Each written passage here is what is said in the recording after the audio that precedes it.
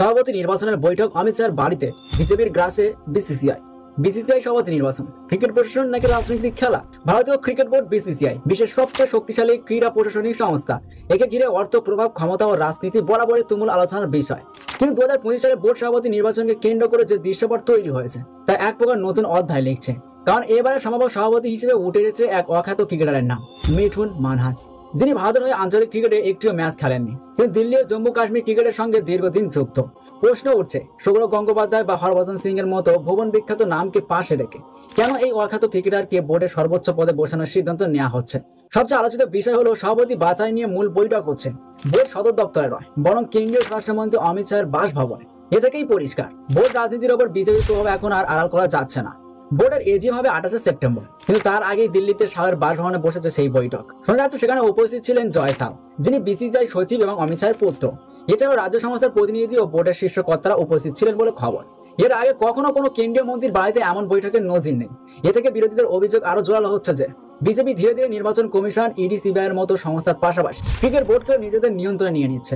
মিঠুন মানহাস নামটা শুনে অনেকেই বিসম্মিত, কারণ তিনি ভারতের হয়ে কখনো খেলেননি, তবে দিল্লির হয়ে ঘরোয়া ক্রিকেটে দীর্ঘদিন খেলেছেন ও অধিনায়কত্ব করেছেন। বর্তমানে জম্মু কাশ্মীর ক্রিকেট প্রশাসনের সঙ্গে যুক্ত এবং বিজেপি ঘনিষ্ঠ শিবিরে পরিচিত মুখ। অর্থাৎ আন্তর্জাতিক খ্যাতির বদলে কি রাজনৈতিক ঘনিষ্ঠতা এখানে অনেক বড় যোগ্যতা হয়ে দাঁড়িয়েছে।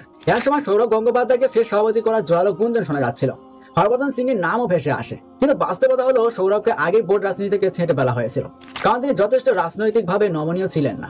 হরভজন সিং বর্তমানে রাজনীতিতেও সক্রিয়, তবে তিনি বিরোধী দলের ঘনিষ্ঠ, ফলে বিজেপি শাসিত পরিবেশে তার সুযোগ কার্যত নেই। তাহলে কি বোর্ডে অরাজনৈতিক জনপ্রিয় মুখ আনার বদলে সরাসরি রাজনৈতিক আনুগত্যকে অগ্রাধিকার দেওয়া হচ্ছে?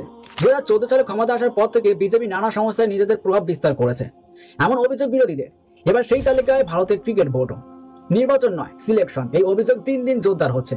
এজিএমে ভোটাভুটি হওয়ার আগেই সভাপতি প্রায় চূড়ান্ত। অমিত শাহের বাড়িতে বৈঠক বসা এই অভিযোগকে আরো স্পষ্ট করে দিচ্ছে। ক্রিকেটের রাজনীতির ছাড় নতুন নয়, কিন্তু এরকম সরাসরি নিয়ন্ত্রণ আগে দেখা যায়নি। বোর্ড যখন কেবল রাজনৈতিক সমীকরণ চলবে, তখন ক্রিকেটের উন্নয়ন, অবকাঠামো, খেলোয়াড়দের স্বার্থ কতটা গুরুত্ব পাবে? মিঠুন মানহাস হয়তো সহজ যোগ্য মানুষ, কিন্তু তার নির্বাচন যে ক্রিকেটীয় সাফল্যের চেয়ে রাজনৈতিক কৌশলগত কারণে হচ্ছে তার অস্বীকার করার সুযোগ নেই। বিসিসিআই আজ বিশ্বের সবচেয়ে ধনী ক্রিকেট বোর্ড।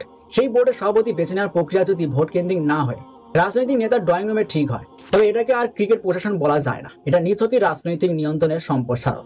এখন প্রশ্ন হলো, ভারতীয় ক্রিকেট কি এবার রাজনীতির সম্পূর্ণ ছায়াতলে ঢুকে পড়লো? মিঠুন মানহাসের নির্বাচন ক্রিকেটের ভবিষ্যৎকে কোথায় নিয়ে যাবে?